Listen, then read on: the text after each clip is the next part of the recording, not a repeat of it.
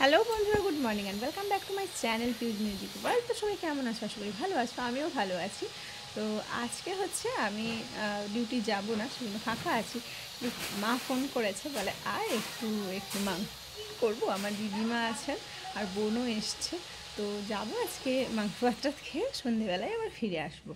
তো সেই জন্যই রেডি হয়ে গেছি। সকালবেলা আমার হাজব্যান্ড আমাদেরকে, মানে আমাকে আর আমার ছেলেকে দুজনকে নামিয়ে দিয়ে ও বেলদা যাবে নতুন ঘরের ওখানে যে প্লাস্টারের কাজ হচ্ছে ওখানে একটু রক্ষণাবেক্ষণ করবে। তারপরে আবার ও দুপুরবেলা ফিরে এসে খাওয়া দাওয়া করবে, তারপরে আমরা সন্ধেবেলা আবার ফিরে আসব। এই হচ্ছে আজকের রুটিন। তো কি হচ্ছে না হচ্ছে, অ্যাডিশন বিয়োগ যা হয় সেটা তোমাদেরকে দেখাবো। তো দেখতে থাকো তোমরা ভিডিওটা। এখনকার মতন অফ করছি, বেরিয়ে যাই, আবার ওখানে পৌঁছে কথা হবে। তো বন্ধুরা, এই যে ঠাকুরদার বাড়িতে পৌঁছে গেছি। তো এখন এখানে ড্রেস ফ্রেস চেঞ্জ করে একটু মুটুরি খাবো, তারপরে দেখি গুনার ঘরে হয়তো একটু যেতে পারি, সেখানে পূজাকে নিয়ে একটু যাব বা কী করি। আর বোন এসছে মানে একটু তো গল্প গুজব তো হবেই, তাই না? তো আমাদের কাজকর্ম চলতে থাকুক, আগে চেঞ্জ করে একটু মুড়িটা খেয়ে নিই, তারপরে আবার কথা বলছি। পূজা চলে গেছে অলরেডি ওর ভালো বাবার ঘর।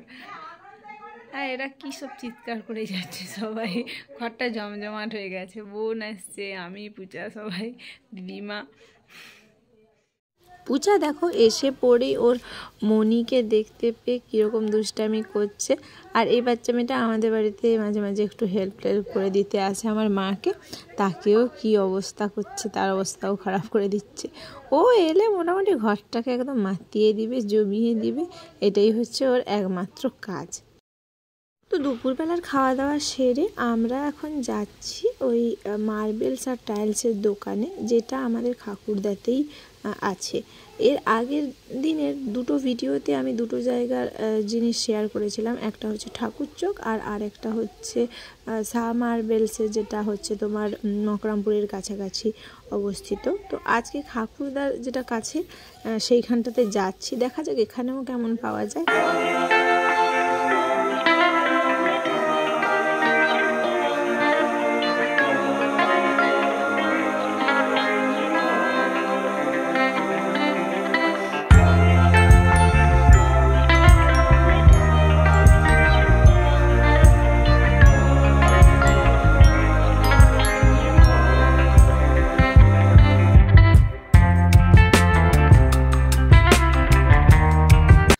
এই দোকানটাতে এসেই প্রথমে আমরা দেখেছিলাম মার্বেলগুলো, কেননা মার্বেলগুলো ম্যাক্সিমাম দোকানে আমি দেখছি বাইরে থাকিয়ে রাখা থাকে। ওগুলো ভেতরে, মানে মেন যে শোরুম দোকান তার ভেতরে রাখে না। আর মেন শোরুমের ভিতরে টাইলস থাকে, আর বাথরুমের যে এসেন্সিয়াল যা জিনিসপত্র, ট্যাপ, বেসিন, কোমোড, এগুলো সব থেকে ভিতরে সাজিয়ে রাখে। তো ভেতরের অ্যাটমসফিয়ারটা দেখো, খুবই সুন্দর, মানে বেশ অপূর্ব লাগছে। আমার হাজব্যান্ড টাইলসগুলো সব হাত দিয়েও টাচ করে করে দেখছে, আর আমিও চারদিকটা একটু ভিডিও নিয়ে নিচ্ছি। সত্যি এত সুন্দর লাগে এই দোকানগুলোতে এলে, যে কোনটা নেব না কনফিউশনে পড়ে যাওয়া হয়। তো যাই হোক, এখানে সমস্ত জিনিসপত্রগুলো দেখে নেওয়া হোক, দামগুলো ট্যালি করে নেওয়া হোক, তারপরে ফাইনাল ডিসিশন নেওয়া হবে যে অ্যাকচুয়ালি কোন দোকান থেকে কোন জিনিসটা নেওয়া হবে, কোন দোকানের কোয়ালিটি এবং প্রাইস দুটোর মধ্যে সামঞ্জস্যটা বেশি আছে সেরকম দেখে জিনিসপত্র নেওয়া হবে। আর এইটা দেখো, একটা গণপতিজির মূর্তির আদলে বানানো, এটাও একটা টাইলস। তো এটা খুব ভালো লাগছে, এটা দেখেই আমরা আজকের মতন বেরিয়ে এসেছিলাম টাইলসের দোকান থেকে। তো বন্ধুরা, আজকে হচ্ছে ভেবেছিলাম যে বাড়ি ফিরে যাব, কিন্তু টাইলসের দোকানে ওখানে গিয়ে এতটাই দেরি হয়ে গেল যে আর হচ্ছে মানে আজকে আর যাবো না। এমনি এখন তো জানো ঠান্ডা পড়ে গেছে না, রাত্রিবেলা বাচ্চাকে নিয়ে যাওয়া মানে বাইকে খুবই কষ্ট হয়। তো যদিও খুব বেশি দূর নয়, আধ ঘন্টার মতন রাস্তা, তাও ভাবলাম থাক, যাবো না। আর আমাদের তো এটা প্রায়শই হয়ে থাকে, একদিনের জন্যে আসি, 7 দিন থেকে যাই।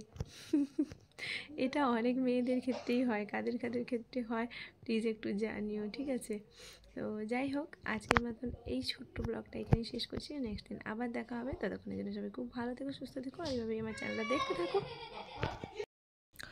তো বন্ধুরা ভিডিওটা শেষ করতে করতে হঠাৎ করেই দেখি পূজা খুব জোরে কাঁদছে। ছুটে গেলাম, দেখছি ও পড়ে গেছে, দিয়ে হাতে ফাতে লেগেছে, একটু পাটা স্লিপ করে ওখানে সিঁড়িটার কাছটায় দুষ্টামি করে ছোটো বাচ্চাগুলো যেরকম হয় আর কি। তো সেই জন্যই ছুটে গেছিলাম আমার কথা কমপ্লিট না করে। তো যাই হোক বন্ধুরা, আজকের মতন আসছি, নেক্সট দিন আবার দেখা হবে। Good night, tata.